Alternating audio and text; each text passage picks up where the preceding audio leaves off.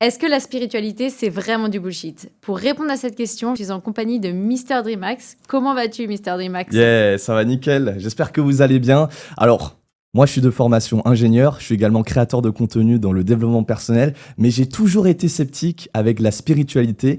Toi, apparemment, tu as vécu une expérience incroyable et on va voir aujourd'hui si la spiritualité, ça marche vraiment, c'est du bullshit. Et tout d'abord, j'aimerais te demander, c'est quoi la spiritualité pour toi? Alors, pour moi, la spiritualité, c'est tout ce qui fait rapport à l'esprit. L'esprit, donc, moi, je le rapporte également au niveau du cerveau. C'est pas que l'esprit, quelque chose qui est, on va dire, une conscience suprême au-dessus de toi, que tu peux pas mettre les mots dessus, que tu peux pas palper. Pour moi, l'esprit, le cerveau, je dis plus souvent le cerveau que l'esprit, c'est quelque chose qui est dans ton corps, c'est quelque chose qui dirige ton corps. Donc, la spiritualité, c'est un mot que tu mets Heu, quand tu es, on va dire, un peu plus dans le, tu quand tu te laisses un peu plus porter, mais c'est pas Hmm. quelque chose que je définis pas comme spiritualité, ce que je fais exactement.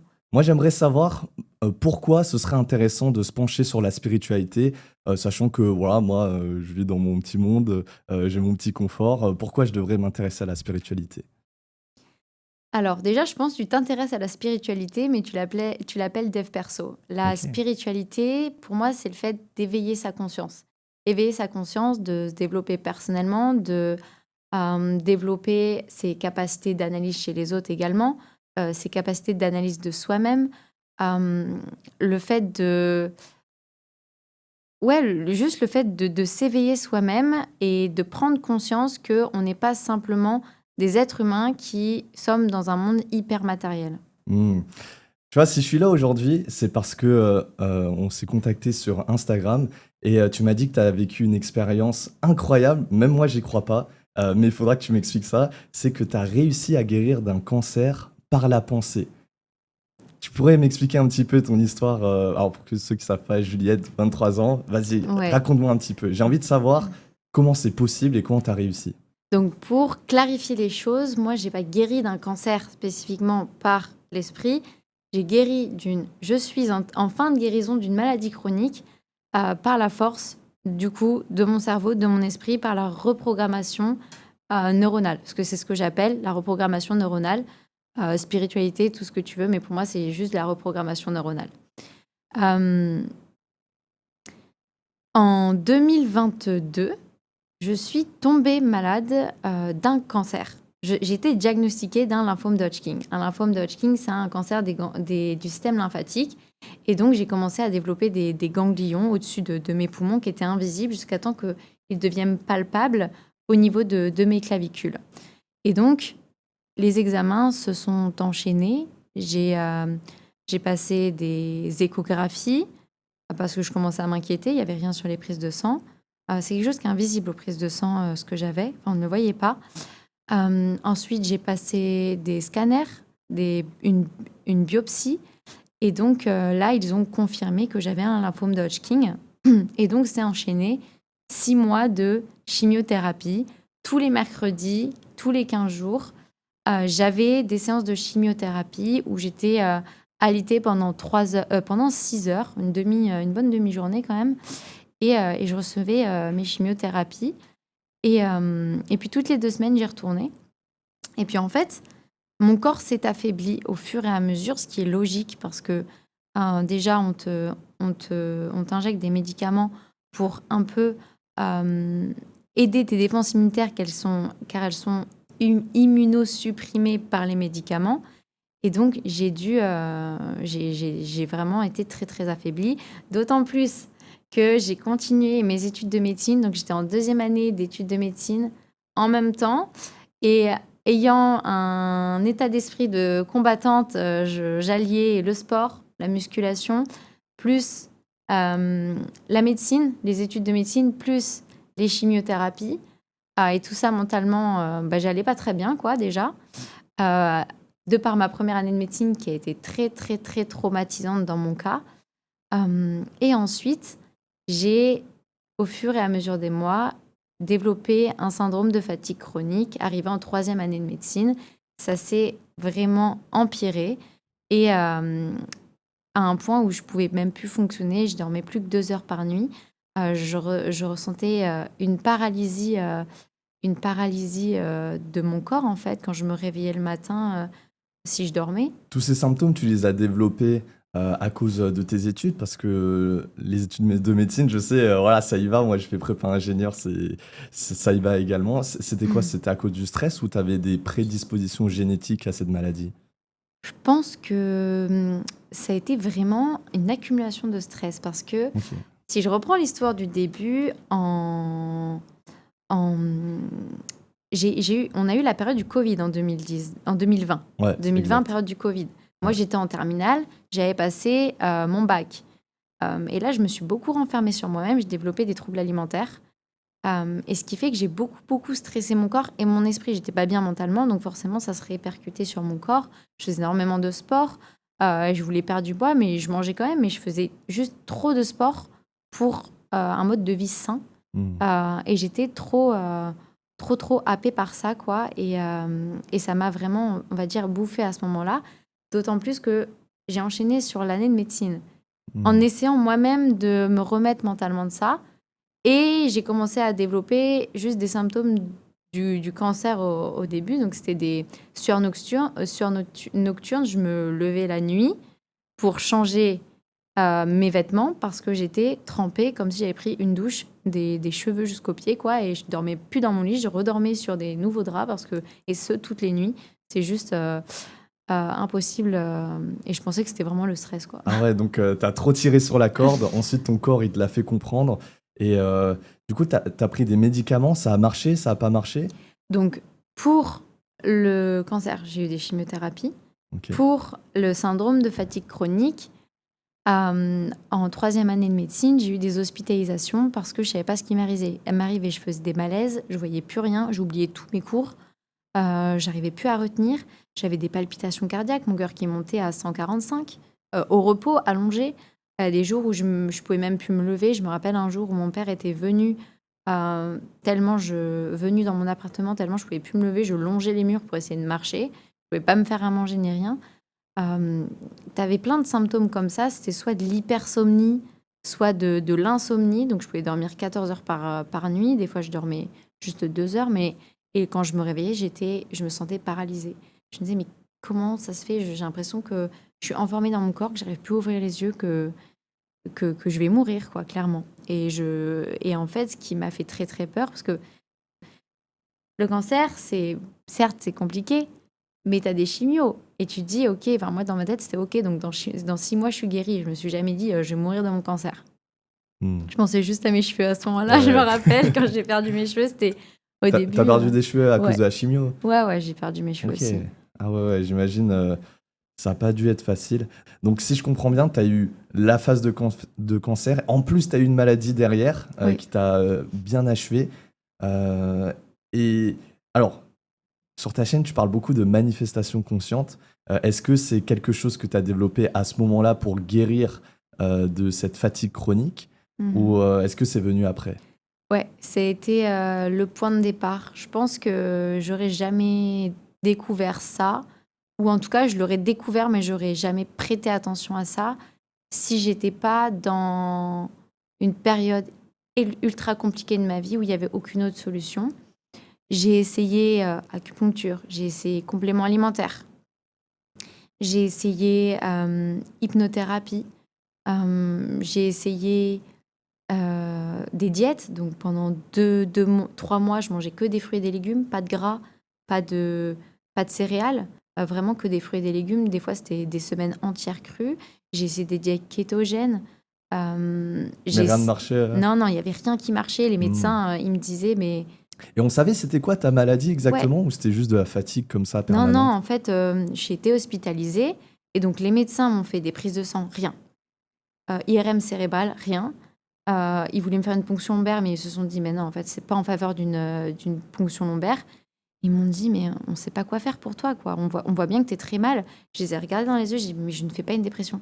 Je ne fais pas une dépression. Et ce qui était marrant, c'est qu'à ce moment-là, moi, j'étais en stage de psychiatrie de base, avant d'être hospitalisée, et que le psychiatre qui est venu m'analyser, c'était mon maître de stage. Ah ouais. Ouais. Et donc, Oui. c'est un peu ironique ça. Et donc, les médecins ils m'ont dit, oui, on voit bien que tu te sens mal et tout. Et là, en fait, ma mère tombe sur un article sur Internet qui décrivait exactement tout ce que j'avais. Exactement. Et là, je me suis reconnue. Et quand elle m'a dit cette maladie où c'était marqué que 5% des gens peuvent en guérir, euh, pas complètement, mon monde, il s'est écroulé. J'étais détruite. Mais j'étais détruite, c'est-à-dire que j'ai pleuré comme si j'étais déjà morte. Ah, tu veux dire 5% peuvent en guérir, c'est-à-dire il y a des gens qui en meurent de ça? Il y a aussi des gens qui en meurent, ouais.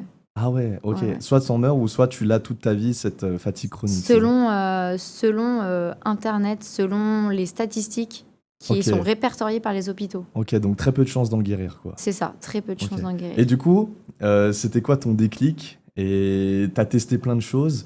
Et c'était quoi la dernière solution? Et comment tu l'as trouvée aussi? En fait, je me suis mise à éplucher les études françaises et après, je me suis dit, il n'y a rien en France, il faut que je m'ouvre au monde On est en international. retard, hein. Et du coup, j'ai dû apprendre l'anglais parce que moi, je parlais pas du tout anglais. J'étais très très forte à l'école dans tout, mais en anglais, c'était un peu la cata pour moi dans ma tête. C'était juste apprendre par cœur pour avoir des bonnes notes et puis sinon, j'arrivais pas à Hmm. me débrouiller. Et donc là, je me suis mise à écouter des vidéos, lire des choses et tout. Je comprenais rien. Et là, je suis tombée sur le témoignage d'une femme qui avait un doublage français alors qu'elle était anglaise. Et donc, ça m'a ouvert l'esprit que en fait qu'elle décrivait, c'était exactement ce que j'avais. Elle avait donc syndrome de fatigue chronique et fibromyalgie. C'est vraiment au niveau du même tronc en fait, de Ok, la donc même les mêmes racine. symptômes que tu Ouais, avais. Ok. ouais, c'est la même racine.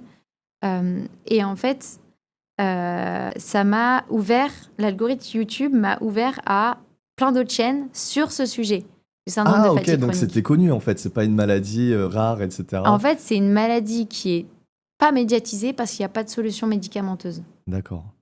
connue qui est approuvée, tu Hmm. vois. Et donc, là, j'ai été sur les chaînes, j'ai consommé du contenu et tout, et là, je dis, mais j'ai un problème au niveau du cerveau. Ça, c'est en fait, cette maladie, c'est un problème du cerveau de survie, donc le cerveau, le système limbique qui est hyper réactif parce que tu l'as tellement traumatisé par le passé, tu as tellement eu des expériences traumatisantes qu'il faut lui montrer en fait que tu es en sécurité. Donc, il est tout le temps en système d'alarme, ce qui fait qu'à chaque fois que j'essayais de faire une activité, mon corps me donnait des symptômes et je ne pouvais absolument pas le faire. Et donc, j'ai trouvé cette chaîne et je me suis inscrite en 3 mois dans un programme américain de coach qui avait guéri de cette maladie et qui coachait les personnes. Et donc, je suis hyper reconnaissante. J'ai fait une vidéo YouTube sur leur chaîne en américain, du coup, où j'explique en fait mon histoire. Et j'ai un petit témoignage, du coup, sur leur chaîne. Et ils m'ont expliqué d'où venait cette maladie. Donc, c'est vraiment un problème de déséquilibre au niveau du système nerveux, donc sympathique du système nerveux du stress, de la fuite, du combat et de la fuite, et le système nerveux parasympathique qui est le système nerveux de la relaxation, de la détente, du repos, de la digestion. Ok. Attends, ça veut dire que tu as réussi à trouver une formation aux États-Unis qui traitait spécifiquement de Ouais, ta maladie, exact. qui est pas très connue d'ailleurs, Ouais. Et où on pouvait en guérir. Et comment faire pour en guérir. C'est ça. C'est ça? Ah C'est ouais, ça.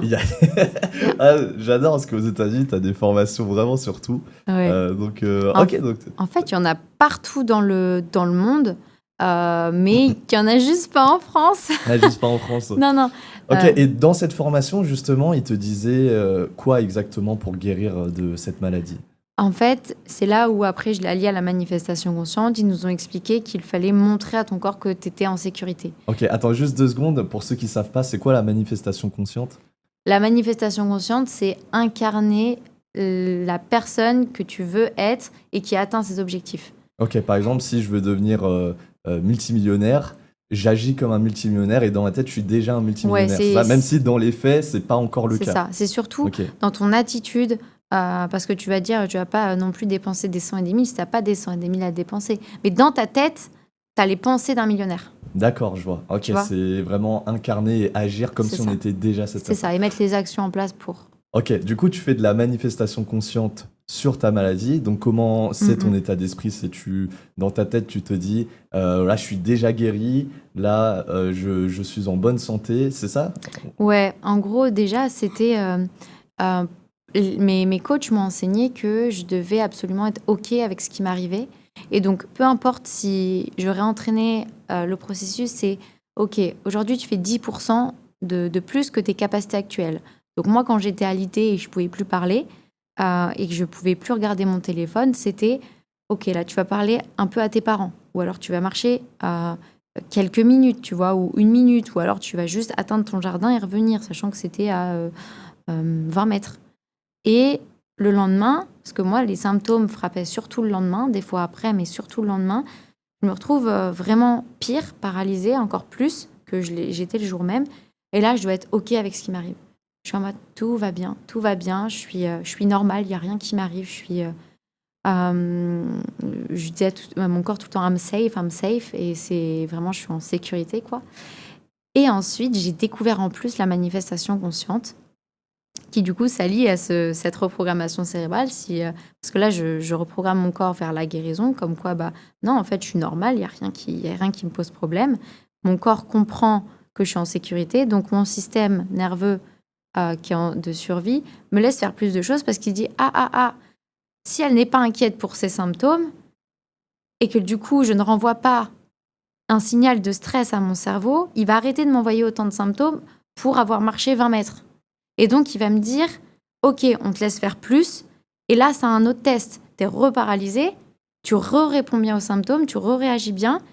Et là, il te laisse faire les choses au fur et à mesure. Et tu dois être hyper fort mentalement pour dépasser tout ça. Et c'est là que j'ai découvert en même temps la manifestation consciente, en découvrant toutes ces chaînes YouTube. Et donc, j'ai découvert, par exemple, le docteur Joe Dispenza, qui a fait ça sur lui-même pour ses os de la colonne vertébrale. Il avait des vertèbres qui étaient brisées. Et donc, il a reconstruit par l'auto-guérison du corps, sa colonne vertébrale. Et moi, je me suis dit, bah, je vais faire la même chose pour moi, en Hmm. plus de ce que mentionne mon programme américain. Hmm. Et donc, tous les jours de base, je me suis juste mis à méditer comme ça pour activer, la guérison du corps, et vraiment juste pour me relaxer mentalement, parce que c'était bénéfique. Et ça a duré combien de temps entre le moment où tu as commencé à faire de la manifestation consciente et le moment où tu as commencé à vraiment guérir? Parce que tu m'avais dit pendant 1 an, c'est ça, tu étais Ouais, paralysé? Quelque ouais, chose comme c'est ça? ça, c'est ça. C'était, une sorte de... C'était 10, 11 mois, il me semble. En fait, je l'ai découvert en juin 2023. Et après, tu l'appliques, mais tu as tellement peur qu'en même temps, tu l'appliques pas bien. Et au fur et à mesure des mois, tu l'appliques de mieux en mieux. Parce que c'est dur d'être dans le rôle d'une personne guérie quand tu es malade. Hmm, hmm, hmm, hmm. Et donc, je l'ai découvert à ce moment-là. Et là où ma guérison, elle a vraiment commencé, c'était le 17 mai 2024. Je me rappellerai toujours de cette Ok. date. Ah ouais, c'est précis, quoi. Ouais. Très, très précis. Et tu dirais que la manifestation consciente, c'est de la spiritualité ou de la science? Comment tu le vois? Moi, je le vois comme, de la science qui n'est pas, autant palpable, qui n'est pas palpable, comme, tu peux palper, je sais pas, des expériences de médecine ou des choses comme ça. Hmm. Parce que pour moi, tu vois, je suis un peu sceptique. Ça pourrait s'apparenter à du placebo. C'est-à-dire, tu crois que ça marche, et au final, bah, ça finit vraiment par marcher. Et c'est des systèmes de croyances qu'on a au fond de nous, et ça réagit dans notre corps. Est-ce que ça serait ça, ou c'est encore plus grand que ça, et t'envoies un message à l'univers comme Alors, ceux dans la spiritualité le disent? pour l'auto-guérison, pour moi, c'est vraiment l'effet placebo, parce que tu as un cerveau qui est fait de synapses. Les synapses, c'est des schémas neuronaux, et donc, c'est comme, des chemins en forêt, hein. Si tu empruntes toujours le même chemin, tu as l'herbe qui ne pousse plus sur ce chemin, mais si tu arrêtes de l'emprunter, tu as l'herbe qui repousse, et si tu en empruntes un autre, tu as plus d'herbe. Et donc en fait, les schémas neuronaux, ça permet de créer, plein de choses dans le corps, hein. Si je lève un bras, j'ai un schéma neuronal qui fait que, j'ai le schéma neuronal qui me permet de lever mon bras. Et donc, moi, j'ai créé ce schéma neuronal au lieu de le créer vers la maladie. Et je l'ai créé, j'ai fait illusion à mon corps qu'il était guéri. Donc, en me répétant que j'étais guérie. Je disais non, je suis guérie. Je suis guérie. Bien sûr, j'avais des pensées en mode ok, je suis à combien sur 10 de symptômes aujourd'hui? Est-ce que j'ai le droit de faire ça? Mais il suffisait pas d'être parfaite, il suffisait de croire que je pouvais le faire. Est-ce que tu penses que la source de la guérison, c'est vraiment la manifestation consciente? Ou bien est-ce que ce serait pas juste le temps naturel que le corps met à guérir? Par exemple, je sais pas, tu as la fièvre pendant une semaine et après une semaine, naturellement, tu vas mieux juste grâce au temps et aux anticorps. Est-ce que ce serait pas plus dans ce sens-là ou est-ce que tu penses vraiment que c'est de la manifestation consciente? Ouais, je vais t'expliquer pourquoi. En fait, quand j'étais dans mon programme, on était plusieurs à utiliser ça en plus de la reprogrammation neuronale de base du programme. Il nous faisait aussi beaucoup visualiser, etc. parce qu'il nous disait ça reprogramme nos schémas neuronaux. Et en fait, moi, j'ai vu des personnes dans le programme. Tiens, attends-toi bien à ce que je vais te dire. La personne, elle a 61 ans. Tu sais à quel âge elle est tombée malade? Elle est tombée malade à 12 ans. Ah, donc toute sa vie, quoi. Toute sa vie. Et elle a jamais su comment guérir. Elle rentre dans ce programme. En 3 mois, elle était capable de faire des kilomètres qu'elle n'avait jamais fait en 50 ans de sa vie, quoi. Ouais, ok. En 50 ans de sa vie, ouais. Donc, si on peut reprendre la problématique initiale, si tu penses que c'est l'effet placebo qui a permis cette guérison, est-ce que la spiritualité, du coup, c'est du bullshit? Ou est-ce qu'il y a un aspect spirituel où il y a une dimension qu'on ne comprend pas qui a interféré avec cette guérison? Moi, je dirais pas forcément qu'il y a une dimension qu'on ne comprend pas. En fait, moi, je parle souvent de l'univers parce que ça m'a permis aussi de me dire, en fait, je suis pas toute seule, mais je voyais personne dans l'univers. Moi, je suis pas en mode, je ne crois pas forcément en Dieu ou quoi. Du coup, je me suis pas dit, il y a quelqu'un qui va m'aider à guérir. Mais je me disais, le fait de m'étendre à quelque chose de plus grand que moi, que je ne sache pas ce que c'est, ça me donnait aussi la foi et la conviction de continuer à guérir et aussi de voir un monde qui est meilleur que celui dans lequel j'étais. Et donc, en fait, la reprogrammation neuronale pure que j'ai fait avec le programme, je l'ai alliée à la manifestation consciente, qui est aussi de la reprogrammation neuronale. C'est juste que j'ai utilisé d'autres techniques, mais les deux, en fait, sont très liés. Je ne peux pas différencier les deux. Et moi, j'ai vu quelqu'un, en 1 mois, dans le programme, il a eu un cancer cérébral plus un Covid long qu'il avait depuis 5 ans. Donc, il avait guéri de son cancer, mais 5 ans de Covid long. En 1 mois, le mec, il est passé de 50%, parce qu'il avait déjà travaillé sur lui, 50% de sa guérison, à 99% en découvrant le docteur Joe Dispenza. Et j'étais choquée, j'étais en mode, ça m'a redonné un boost. Et là, je me suis remise à tous les jours, incarner la personne que je voulais être. Et le 17 mai, j'ai commencé en fait à m'en sortir. J'ai commencé à revivre. Ok. Mais du coup, pour moi, ça répond pas à la question. Est-ce que dans la spiritualité, il y a des aspects un peu bullshit où tu as vu, par exemple, je sais pas, pour guérir, il fallait, je sais pas, peut-être plonger dans un lac, j'en sais rien. Est-ce que tu as vu des choses où tu savais que ça allait pas marcher, ou c'était un peu des croyances et du placebo? Bah déjà, le fait de se voir guéri, c'est du placebo en soi. C'est du placebo parce que c'est comme des expériences qui ont été faites. Sur les personnes qui ont des chimios, il y en a on leur avait dit qu'ils pouvaient perdre leurs cheveux, d'autres qui n'allaient pas perdre leurs cheveux. Et bah, les résultats, ça a été que ceux qui ont cru qu'ils n'allaient pas perdre leurs cheveux, alors que c'était les mêmes chimiothérapies délivrées, ils ont beaucoup moins perdu leurs cheveux que les autres. Et donc là, on se dit, bah, l'esprit, il a un pouvoir incroyable. Donc la spiritualité, pour l'auto-guérison, tu peux dire c'est du placebo. C'est que moi, j'ai jamais dit, en fait, j'ai utilisé la spiritualité pour guérir. J'ai jamais dit ça. Ok. Mais en fait, je pense que ça dépend juste de la personne. Quel mot tu as envie de mettre dessus? Est-ce que tu as envie de dire c'est une conscience suprême ou est-ce que tu as envie de dire c'est ton subconscient donc qui dirige 95% de ta réalité, qui est juste super puissant et toi, tu utilises juste 5% de ton cerveau et tu te dis bah maintenant, je connais la manifestation consciente, je vais incarner une nouvelle personne. J'ai quand même pas mal de croyances dans mon subconscient que je ne vois pas du coup parce que c'est inconscient et je vais en fait tout faire pour me reprogrammer vers ce que je veux. Ok, je vois. Donc que ce soit la spiritualité ou la science, dans tous les cas, ce qui compte, c'est avoir les bonnes croyances pour avoir les bons schémas neuronaux. C'est bien C'est ça? ça, c'est ça. Ok. Moi, j'explique souvent comme ça. Et tu dirais aujourd'hui, est-ce qu'il y a une perte dans les croyances? Une perte, c'est-à-dire. De manière générale, moi, ce que j'ai constaté, ceux qui avaient des convictions fortes, par exemple dans la religion ou la spiritualité, j'ai constaté c'était souvent des personnes qui ont peu de moyens ou des personnes très très aisées, mais au milieu, j'ai l'impression Ouais. qu'il y a une perte de spiritualité, une perte de croyance. Est-ce que tu saurais d'où ça vient ça ou pas?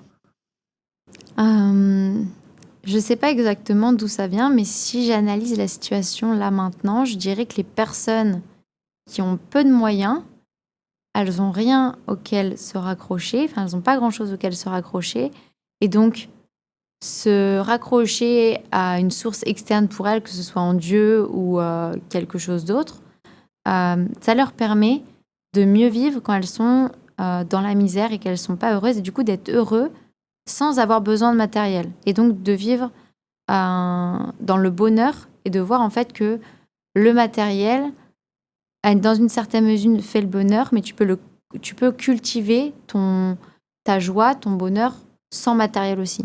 Hmm. Et pour les personnes très riches, je pense qu'il y a pas mal de mœurs d'être religieux, d'avoir une appartenance quand tu es très riche, mais je pense qu'elles ont aussi, si c'est des personnes aussi qui se sont construites par elles-mêmes, des fois c'est des personnes qui étaient en bas de l'échelle, du coup qui ont commencé à croire et qui se sont retrouvées en haut de l'échelle, et du coup elles ont cultivé cette croyance. Et aussi je pense qu'il y a pas mal de personnes en fait qui sont dans la haute société et qui de base ont des familles qui sont croyantes. Rapidement, si tu pouvais faire un top 3 de tes meilleures croyances qui t'aident au quotidien et qui te tirent vers le haut, ce serait quoi? Comme des affirmations positives auxquelles tu crois fermement. Est-ce que tu en as ou pas? Ton petit top 3. Mon petit top 3, alors ça dépend des objectifs que j'ai, mais si c'est sur ma personne, tu veux dire en Ouais. mode moi qui est la conviction. Par exemple, qu'est-ce que tu t'es dit quotidiennement quand tu étais en train de guérir? C'était quoi tes croyances? Je me disais, en anglais, je me disais I'm safe, donc je suis en sécurité. Ok. Je me disais je m'aime, Ok. et je me disais je suis guérie. Vraiment, c'est tout le temps je suis guérie et je suis forte aussi. Je dis je suis forte, je suis forte, je suis forte. Ouais. Et est-ce que tu penses que c'est des croyances que chacun devrait adopter? Je pense que chacun, en fonction des croyances fondamentales limitantes qu'ils ont, devrait inverser ces croyances fondamentales en croyances opposées aidantes. C'est-à-dire que si je crois que je ne peux pas guérir, eh ben je renverse ça par je mérite de guérir, par exemple. Donc, tout le monde devrait avoir des croyances qui les aident à atteindre leurs objectifs selon en fait la personne qu'ils sont là maintenant. Ok, je vois. Alors, on oppose souvent science et spiritualité. Tu vois, moi, je pense que dans la science, on recherche la vérité objective, c'est-à-dire que 1 plus 1 égale 2, tu vas sonner chez ton voisin, 1 plus 1 égale 2 également. Alors que dans la spiritualité, on va plutôt rechercher les croyances. Et les croyances, pour moi, ce sont des vérités subjectives. Donc, par exemple, est-ce que tu crois en Dieu? Pour moi, imaginons oui. Je vais toquer chez le voisin. Est-ce que tu crois en Dieu? Non. Les croyances sont différentes. Pour toi, qu'est-ce qui est le plus fort? Les vérités objectives ou les croyances? Moi, je pense que les deux ont leur place. Je pense que les vérités subjectives, ça va créer la personne que t'es. Parce que ton monde à toi, il est subjectif. De toute façon, ta vie, elle est subjective selon toi-même. Tu prends quelqu'un d'autre, moi et toi, on n'a pas la même vie.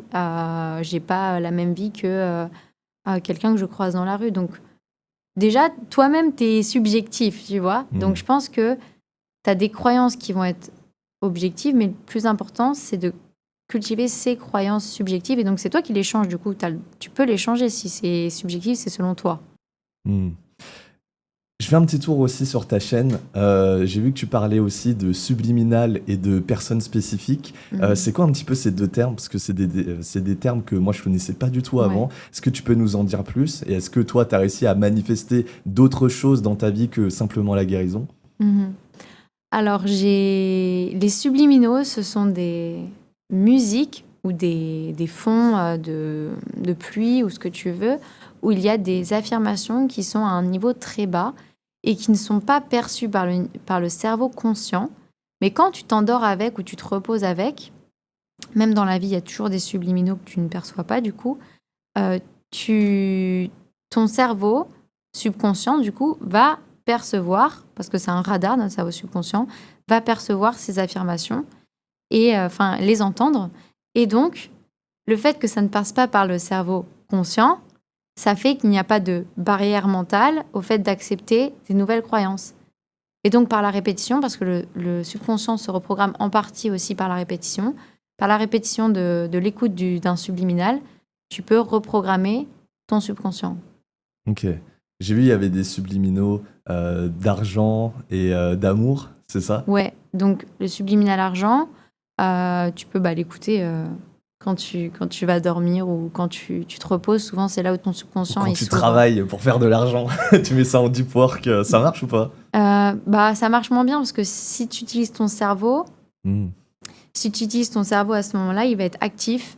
Et donc là, on entre dans toute une explication d'ondes cérébrales. Tu as les ondes qui sont bêta, alpha, theta et delta.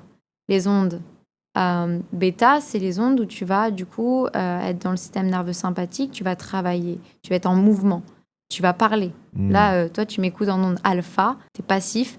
Moi, je suis active, je suis en T'es onde bêta. bêta. Ok. Et donc Ah, là, je suis actif aussi, hein. et donc du coup, là, c'est ton cerveau conscient là qui... Ouais, et pas le subconscient. ouais, c'est ça. Ok, c'est et le ça. but c'est de reprogrammer le subconscient, et pour ça, faut être au repos. C'est ça, D'accord. ça sera plus efficace, quoi. Ça sera quand même plus efficace. Les connexions neuronales sont quand même beaucoup plus... sont quand même vraiment immenses dans le cerveau subconscient. La rapidité à laquelle vont les influx nerveux sont immenses dans le subconscient. Et donc, il faut les écouter au repos. Donc, quand tu es au repos, tu es en onde alpha. Quand tu commences à t'endormir ou que tu fais la sieste, tu es en onde theta souvent. Hmm. Et après, sommeil profond, réparateur, régénérateur du corps et des cellules, c'est delta. Et ça, on en a moins. Dans la nuit, c'est 2 heures, entre 22 heures et 2 heures du matin environ. Tu as le sommeil très profond avec les ondes delta. Ok. Quand tu dis reprogrammer, c'est quoi exactement? Et c'est quoi un petit peu l'explication qu'il y a derrière ça? Alors, si je peux t'expliquer reprogrammation, ton cerveau, c'est un super ordinateur. Ok. Tu as des câbles neuronaux, tu as des câbles de partout, c'est tout emmêlé de partout, mais c'est très intelligent, ça sait où ça va. Ouais. Les influx nerveux savent où ils vont. Quand tu reprogrammes, c'est-à-dire que c'est comme si, dans la métaphore, je te fais faire une mise à jour qui va changer quelques fils, tu vois, qui va changer quelques... Ouais, câblage, voilà, le software, câblage, et c'est tout. ça. Ok, ouais. Et du coup, donner une nouvelle version. Ok. Voilà. Donc, par exemple, quelqu'un qui dirait, ouais, c'est trop dur d'être millionnaire, etc. Là, tu le reprogrammes pour dire c'est possible et tu vas le faire. C'est ça, Ok, ça marche. c'est ça. Et l'explication derrière ça, ce serait quoi? L'explication derrière. Comment on arrive à reprogrammer le subconscient avec une musique? Avec une musique, c'est que du coup, ton subconscient, il fonctionne par la répétition des actions, des choses, des paroles, etc. Si dans ton enfance, tu as toujours entendu que tu étais nul, après, tu te vois comme nul et du coup, tu agis comme un nul et du coup, après, tu es nul.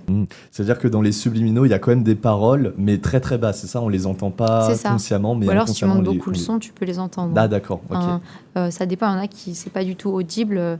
Moi, si tu montes, tu peux entendre mes chuchotements derrière.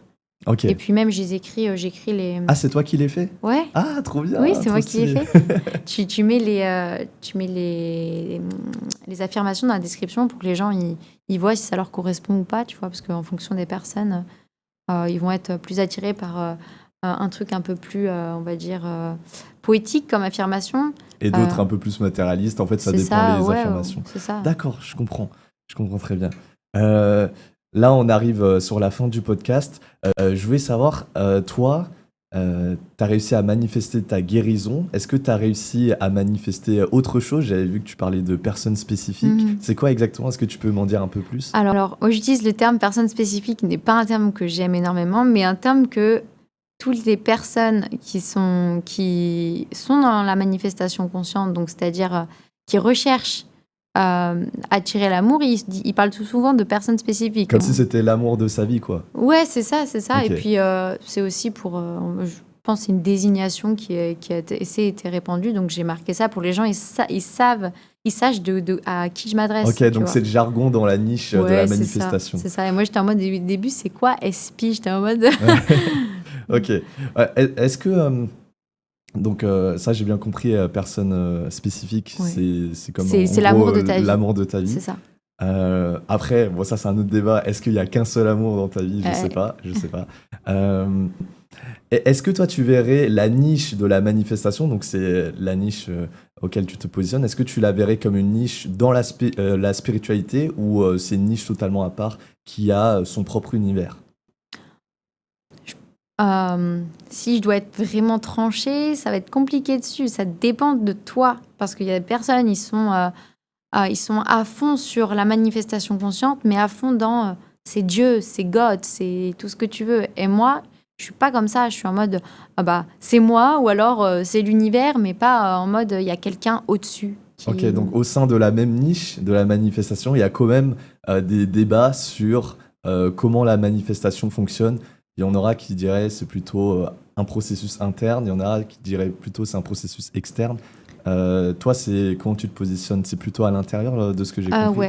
Ouais, c'est à l'intérieur. En fait, souvent les gens savent que ça part de l'intérieur, mais ils disent qu'ils sont, on va dire, ceux qui croient en Dieu, ils vont dire je suis bénie, on va dire, par une source extérieure qui fait que moi, il m'arrive que des bonnes choses et tout ce que je désire. Mais en soi, on est tous les mêmes humains.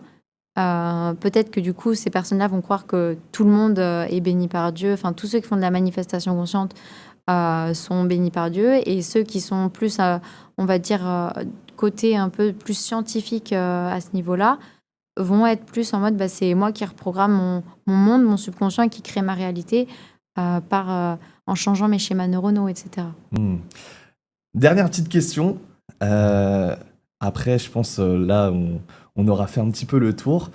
Je suis un peu ton contenu. Et c'est quoi la différence entre la manifestation consciente, la loi de l'attraction et la loi de l'assomption? Ouais. J'ai l'impression que les trois choses, c'est la même chose, mais est-ce qu'il y a une différence? Parce que si on les appelle différemment, il doit Ouais. bien avoir une différence. La manifestation consciente, moi, je la décris plus comme la loi de l'assomption que la loi de l'attraction.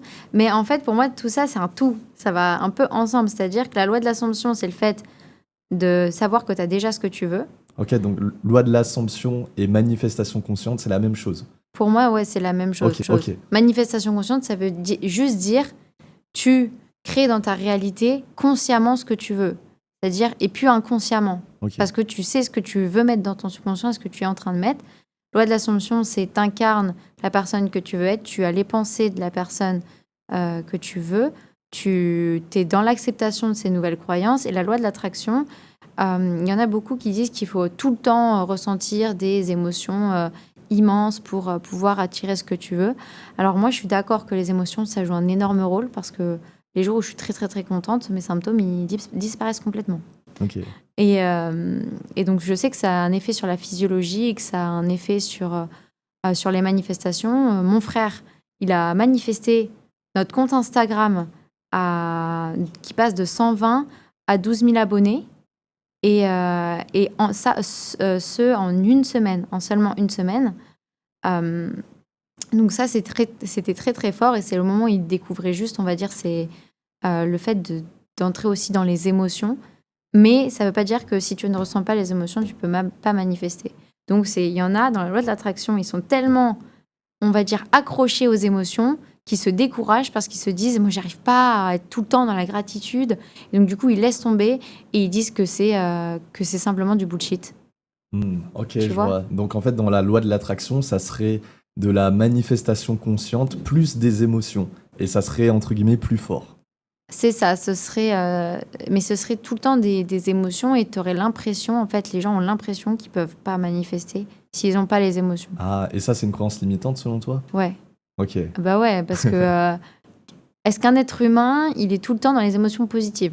Bah non. Voilà, t'as Ouais. tout, t'as la dualité, t'as Ouais. le positif La et l'ombre et la lumière, ouais. C'est ça, t'es obligé. Mm. Tu peux même pas dire c'est du négatif. C'est normal d'avoir de la tristesse ou de la colère, mais t'as pas de la pluie sans soleil et du coup tu peux pas dire ouais là je suis dans les émotions positives si t'as jamais connu. Et pour toi, du coup, loi de l'assomption, ce serait plus fort parce que ça met de côté les paramètres émotion. En fait, quand j'ai étudié tout ça, j'ai vu beaucoup de personnes qui étaient beaucoup plus réceptifs à la loi de l'Assomption. Et donc, moi, je suis passée de la loi de l'attraction à la loi de l'Assomption en me disant, ah bah en fait, non, j'ai pas besoin d'être toujours dans l'ultra positif pour guérir ou pour monter mon entreprise.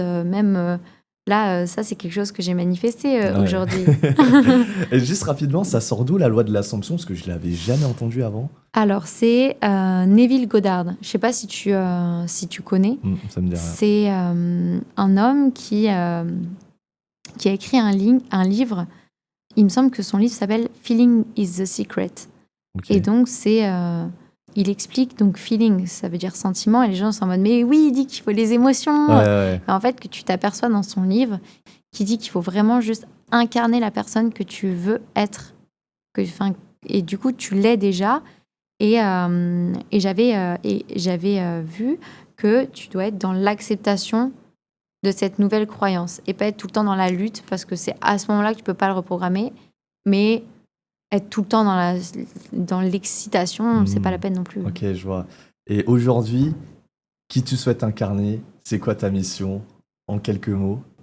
Moi, je souhaite incarner la personne, la femme qui inspire les gens, les femmes, les hommes, sur la manifestation consciente, leur faire découvrir qu'ils peuvent créer à partir de leur cerveau, qu'ils ne sont pas coincés dans leur vie qui peut-être est misérable en ce moment, où ils vivent des moments difficiles, et qu'ils peuvent tout simplement changer de vie et attirer n'importe quel désir. Comment est-ce que moi, je suis passée de alité à quasiment guérie? Comment je suis passée de quasiment guérie en podcast avec toi?